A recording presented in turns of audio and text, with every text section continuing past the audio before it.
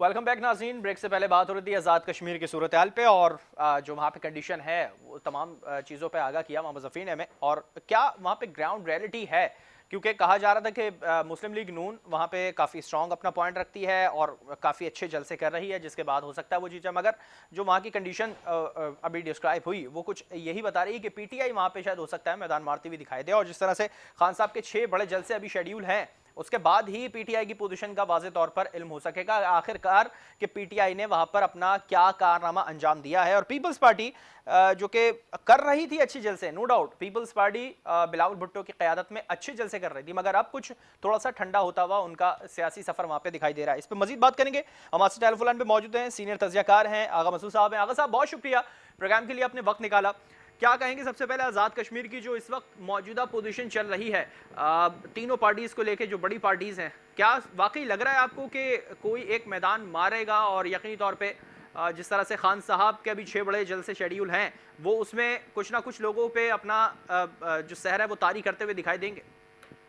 देखिए, मुझे अफसोस के साथ कहना पड़ता है कि मैं आज़ाद कश्मीर के जलसों पर बड़ा मतलब खासी दिलचस्पी ले रहा हूँ और मैं लिख भी रहा हूँ, क्योंकि मुझे एक कॉलम लिखना होता है। सही। मुझे अफसोस के साथ ये कहना पड़ता है कि जहाँ बिलावल भुट्टो हो या मरियम सफदर हो, ये सही। एक्चुअली इनके पास कोई मंशूर नहीं है। सही। सिवाय आप देखें सारे अखबारात पढ़ें और जो कॉलम लिख रहे हैं, जो इनके हमनवा भी हैं, सिवाय गालियाँ बकना, मुखालफिन के खिलाफ गंदी बातें करना और सही। लबो लहजा भी शरीफाना नहीं है। हम्म। यानी एक लबो लहजा होता है सियासतदानों का, भाई आप जब भी पाकिस्तान के जो खालिद थे, इसके बाद जितने लोगों ने सियासतदान किए भुट्टो साहब के बाद भी, एक अच्छा लबो लहजा था लोगों के पास। ठीक। अब तो वो लबो लहजा ही नहीं है। मतलब ये कैसा लगता है कि गांव से उठ के आ गए हैं और वो समझते हैं कि जो जितने भी आवाम है ये उनके हारी हैं या उनके मुलाजिम हैं, और जिस तरीके से उनके जहनों में बातें भरें, मैं समझूँ का कोई मंशूर नहीं है। और देखिए, लास्ट आउट तो इमरान खान खेलेंगे। इमरान खान जब 3-4 जलसे करेंगे, 6 जलसे जो करेंगे ना, बिल्कुल। वो वही एक्चुअली डिसाइड करेगा। क्योंकि देखिए, इन्होंने बड़ी स्ट्रेटेजी अच्छी बनाई है। यही स्ट्रेटेजी इन्होंने गिलगित बिल्तिस्तान में बनाई थी, सही। जिसमें ये कामयाब हो गए। बिल्कुल। वैसे भी कहा जाता है, जैसे शेख रशीद साहब ने बिल्कुल सही कहा है कि इन पूरे इलाकों में चाहे जीबी हो या आज़ाद कश्मीर हो, जो सिटिंग गवर्नमेंट होती है वही गवर्नमेंट बनाती है। बिल्कुल। तो लेकिन जब आएंगे इमरान साहब, देखिए इमरान साहब का आप कितनी ही उनको बुरा कहें, महंगाई के पस मंजर में जो भी कहें, लेकिन उनका एक करिश्मा तो है। वो अपने करिश्मा जब शो करेंगे और लोग जो हैं उनको बड़ी मतलब गौर से भी देखते हैं, पसंदीदगी की निगाहों से भी देखते बिल्कुल। हैं। और लेकिन यह है कि उन्हीं का वो देंगे और उन्हीं का बयानिया जो होगा वो फाइनल बयानिया होगा।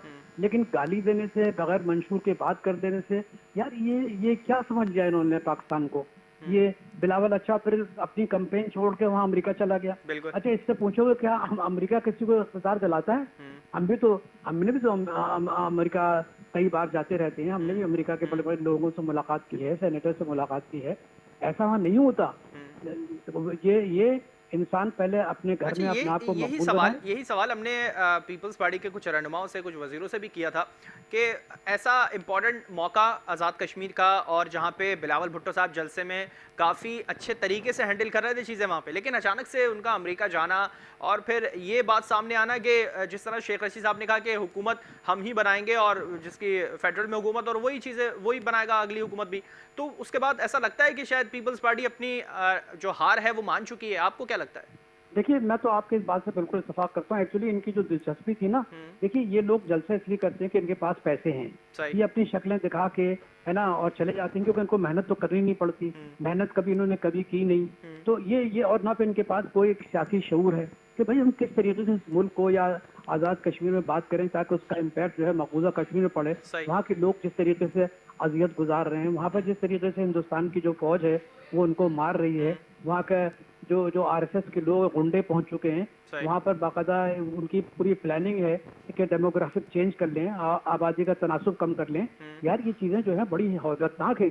आप इस पर कोई बात नहीं, गालियाँ बक रहे हैं बैठ के। मरियम, आप अच्छा इधर गालियाँ बक रहे हैं इमरान खान को, इधर मरियम नवाज जो है, मरियम सफदर अपने बेटी की शादी सफर रहमान के बेटे से कर रही हैं। सही। यानी ये भी देखिए, ये बेचारे आवाम को कुछ नहीं मालूम कि अंदरूनी खाना ये सब एक है ना। इनकी सोच भी एक है और ये लोगों को एक्सप्लॉइट करते हैं, इस्तेहसाल करते हैं।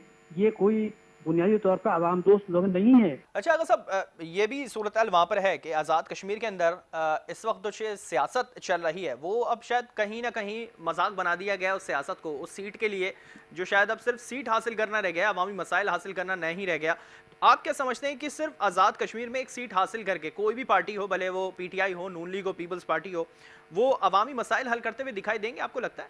देखिए, करना होगा। उसकी वजह ये है कि अगर आप आज़ाद कश्मीर में लोगों के मसाइल हल नहीं करेंगे, हम्म, तो आप मकबूजा कश्मीर के लोगों को क्या मैसेज देंगे? हम्म, अगर ये भी बेचारे का कोई पुरसाने हल नहीं है, जी तो फिर उसमें और मकबूजा कश्मीर के जो मुसलमान हैं उनमें क्या हम्म, फ़र्क रह जाएगा? सही। तो मैं समझता हूँ कि ईमानदारी का तकाजा है। सियासत में ईमानदारी क्योंकि कम होती है पाकिस्तान में, हम्म, तो मेरी दरख्वास्त है कि ये इलेक्शन जीतने के बाद जो है ना, पीटीआई हम्म, जैसे कि लोग कह रहे हैं, तो पीटीआई को चाहिए कि एक मैसिव इकोनॉमिक डेवलपमेंट प्रोग्राम बनाए। हम्म, उस मैसिव इकोनॉमिक डेवलपमेंट प्लान में लोगों की जो बुनियादी ज़रूरत है उसको पूरा करें, क्योंकि ये वही इलाका है जहाँ पर ज़बरदस्त किस्म के ज़लज़ले की वजह से लोग आज भी जो है मुतासर हैं। हम्म, तो मैं समझता हूँ कि अगर if they are interested actually to develop a beautiful Kashmir and actually develop as a tourist spot, सही। they have really to invest money. Hmm, They have to invest money in the people and in the infrastructure. लोगों में भी पैसे लगाएं ताकि हम्म, उनकी जिंदगी में बिल्कुल सहूलतें बिल्कुल। पैदा हों और इंफ्रास्ट्रक्चर भी। अच्छा, आपको लगता है कि इंफ्रास्ट्रक्चर पे जो पैसा है वो खर्च किया जाएगा और अब तक किया गया है? कुछ आपको नज़र आता है ऐसा? क्योंकि अभी हम थोड़ा इससे पहले बहुत। हम मोहम्मद ज़फ़ीर हैं हमारे सीनियर एंकर पर्सन प्रोग्राम के होस्ट, उनसे बात हो रही थी, उन्होंने जो वहाँ की ग्राउंड रियलिटी है वो कुछ मुख्तलिफ बताई और जो सूरत हाल है जलसों के अंदर दिखाई दे रही है वो कुछ और है। आपको लगता है कि ये काम होते हैं वहाँ पर? नहीं नहीं, मेरा ख्याल है कि ऐसा नहीं है। हुँ, मतलब ये कि हम लोग भी जाते रहते हैं, ऐसी हुँ, बात नहीं है। वहाँ हुँ, थोड़ा बहुत तो काम हुआ है। अच्छा। आज मतलब ये कि लेकिन ये है कि इसमें मैंने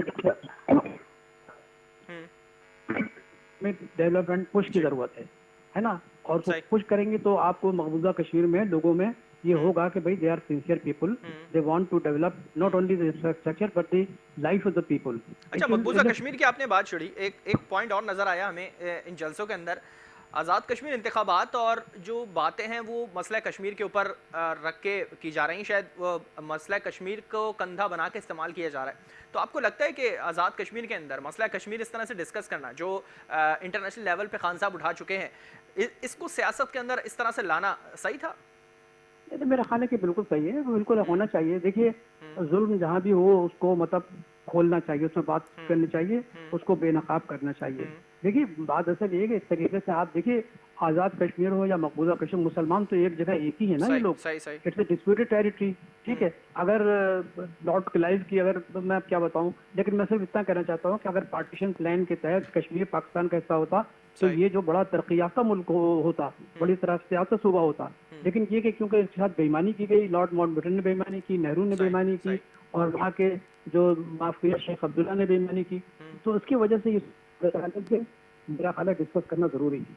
अच्छा, अब मैं थोड़ा-सा इस तरफ आ जाऊँ, फेडरल की तरफ आ जाऊँ, तो खान साहब और फवाद चौधरी साहब इंतखाबी इस्लाहात के ऊपर ये मौजूदा हुकूमत काफ़ी ज़ोर दे रही है और दूसरी जानिब ये कहा जा रहा है कि अपोजिशन इंतखाबी इस्लाहात होने के बाद या ई वोटिंग आने के बाद जो मशीन्स लाने की कोशिश कर रहे हैं, उसके बाद ये अपोजिशन अपनी हार ज़रूर तस्लीम करेगी।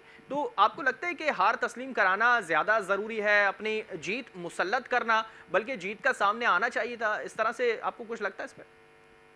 नहीं नहीं, देखिए, बात सुन, देखिए जहाँ जहाँ इलेक्ट्रॉनिक मशीन का ताल्लुक है ना, हुँ, ये इस सिलसिले में आपको मालूम है कि 2 हफ्ते पहले जनाब सदर पाकिस्तान आरिफ अलवी साहब भी आए थे, सही, हम सही, भी वहीं थे बिल्कुल। गवर्नर हाउस में। हुँ, तो वो भी मकल बता रहे थे कि किस तरह ये मशीन ऑपरेट होगी, ये मशीनें पाकिस्तान में बनेंगी, हुँ, है ना, इनका जो कागज़ होगा वो भी पाकिस्तान में बनेगा। तो ठीक। मतलब ये चाहते हैं कि इलेक्ट्रॉनिक वोटिंग मशीन जो है ना, हुँ, ये बाकायदा इसका इस्तेमाल किया जाए। सही। और मैंने 2-3 लोगों से पूछा जो उसमें साबिक रिटायर्ड कमिश्नर इलेक्शन कमीशन में रह चुके हैं, हुँ, वो कहते हैं कि this is the best option. सही। इससे ये होगा कि धांधली तकरीबन जो है ना 90% कम हो जाती है। हुँ, यानी 10%। देखिए, पाकिस्तान का जो मिजाज है ना, हुँ, उस पाकिस्तान के मिजाज में अदावत ज्यादा है, सही, मफामत नहीं है। सही। तो चुनाचे आप इन इलेक्ट्रॉनिक मशीन को एक जो भी हो या ये कि जो लेकर आ रहे हैं, हुँ, चाहे वो पाकिस्तान में बने या पाकिस्तान बाहर, जो हमारा अदावती जो हमारा अदावत का माइंड है बिल्कुल, ना, बिल्कुल। टू टू इशू हर जगह कॉन्फ्लिक्ट करना, हर जगह शक जाहिर करना, तो ये शक की कौम बन गई है। हुँ, इनको ये जाए अच्छा, मतलब ये आप करके दिखा देना, तभी ये तस्लीम नहीं करेंगे। तो ये अच्छा, इनका क्योंकि सियासी ये वो शऊर चीज़ें नहीं है, हैं इनके जहाँ पास तक कोई। ई वोटिंग का जिक्र है तो उसमें ये भी है कि यकीनी तौर पे धांधली तो सबके सामने फिर आ जाएगी, तो धांधली पहले की जा रही थी और अब ई वोटिंग की वजह से रुक गई है। तो कहावत ये भी की जाती है कि अगर आप कुछ दुश्मनों की झोपड़ियाँ जलाएंगे तो उसमें एक आध झोपड़ी आपकी भी जल जाएगी। तो क्या ऐसा हो सकता है कि जो ई वोटिंग ला रहा है उसके भी कुछ अपने वजीर दिखाई दें, सबके सामने आ जाएं धांधली करते हुए? देखिए बात दरअसल, देखिए मैं बता रहा हूँ कि ये एक एक्सपेरिमेंट होगी। हम्म। ठीक है, हम्म। ये कोशिश कर रहे हैं कि ये एक्सपेरिमेंट कामयाब हो जाए। देखिए इमरान खान सारी जिंदगी के लिए तो प्राइम मिनिस्टर नहीं है, कोई और पॉलिटिकल पार्टी आएगी, कोई और पॉलिटिकल अपना मंशूर लेकर आएगी। सही। तो मेरा ख्याल है कि अगर कोई इनोवेशन हो रहा है, कोई इख्तियार पजीरी हो रही है, अगर इनोवेशन हो रहा है तो करने दीजिए, सही। और उससे युवा कम से कम आवाम का फायदा होगा ना। एक्चुअली हम कब तक आवाम को जो है ना नारों में बंद रखेंगे? हर आदमी जो है नारों में बंद किया, बेचारा आवाम का पिसा पिसा हुआ है, ठीक। उसकी ना गुर्बत खत्म होती है, ना उसको ना रोजगार मिलता है, लोगों के पास जन्नत आने सही। सलूक करते हैं। यार is it the democracy, is it is the politics in Pakistan? ये इस तरह की पॉलिटिक्स होती है पाकिस्तान में? सही। एक अमीर तबका जो है, एक एलीट तबका है, वो साला जिंदा है, और बाकी गरीब आदमी जो है वो जो 80% है वो बेचारा नाने से जीने के लिए मोहताज है। ठीक। I don't think it is a politics. I don't think it's a democracy. They are exploiting the democracy. They are using the bad name of the democracy. अच्छा, डेमोक्रेसी की बात हो रही तो हमें डेमोक्रेसी सेनेट के अंदर कहीं नज़र नहीं आती है। जो चीज़ें नज़र आ रही हैं सेनेट के अंदर आज भी जो हुआ वो भी सबके सामने है। काफ़ी तनकीद वहाँ पे भी दिखाई दी हैं। तो पहले कहा जाता है कि तनकीद करना डेमोक्रेसी जमहूरियत का हुस्न है और फिर तनकीद करते रहना चाहिए, लेकिन जब तनकीद अपने ऊपर होती है तो फिर वो जमहूरियत भूल जाते हैं। तो क्या ऐसा लगता है आपको? बिल्कुल यही बात है, मैं आपसे इत्तेफाक करता हूँ। बात दरअसल ये है कि यहाँ के चाहे सेनेट में लोग हों चाहे कौमी असेंबली में हो, ये डेमोक्रेटिक माइंड नहीं है। इनका जो माइंड सेट है ना, वो डेमोक्रेटिक नहीं है। ये एक फ्यूडल माइंड सेट है ना, ये एक हाकिमाना माइंड सेट है, ये कॉलोनियल माइंड सेट है, ये ब्रिटिश जमाने के माइंड सेट को लेकर आ गए हैं। इनके पास कोई शऊर नहीं है। ये कहते हैं जमहूरियत भौंकना, मतलब माफ कीजिए कि भौंकना क्या जमहूरियत है? चिल्लाना क्या जमहूरियत है? भाई जमहूरियत तो रूल ऑफ लॉ है। जमहूरियत की है कि आप किस तरीके से गवर्नेंस करते हैं, अच्छी गवर्नेंस हो। अगर यही चीजें हैं तो जाहिर है कि अवाम भी खुश होंगे, जमहूरियत भी बनेगी। लेकिन रूल ऑफ लॉ ना हो और गुड गवर्नेंस ना हो तो वो जमहूरियत नहीं होती। भौंकने से, चिल्लाने से, शोर मचाने से, एक दूसरे को गाली देने से जमहूरियत नहीं बनती। समझ गए आप? वो आपने अच्छे तरीके से बताया। इसके साथ साथ आज़ाद कश्मीर का मामला, खान साहब को कहा जा रहा है कि वो जीतते हुए शायद नजर आएंगे। इनके 6 बड़े जलसे अभी शेड्यूल हैं और उसके बाद ही पता चल सकेगा कि पीटीआई की पोजीशन आखिर क्या रहती है। दूसरी जानिब पीपल्स पार्टी शायद किसी न किसी लिहाज से कमजोर होती हुई दिखाई दे रही है। नून लीग जिसने हुकूमत कर ली वहाँ पे और कुछ देने को अभी दिखाई दिया नहीं है मुस्लिम लीग नून के पास से। राजा फारूक कदर साहब कुछ ज़्यादा अच्छा डिलीवर नहीं कर सके। अब देखना ही है कि आने वाले वक्त में क्या पीटीआई वहाँ से जीत के आवाम को कुछ डिलीवर करती है या नहीं। और उसके साथ साथ जो सियासत है वो किस लेवल पर पहुँच चुकी है, क्या इखलाकियात से सियासत गिर चुकी है, आवाम किस पे यकीन करते हैं, शायद आने वाला वक्त ही बता सकता है। इसी के साथ प्रोग्राम का वक्त खत्म हुआ। मुझे मेरी पूरी टीम को दीजिए इजाज़त। अल्लाह हाफिज़।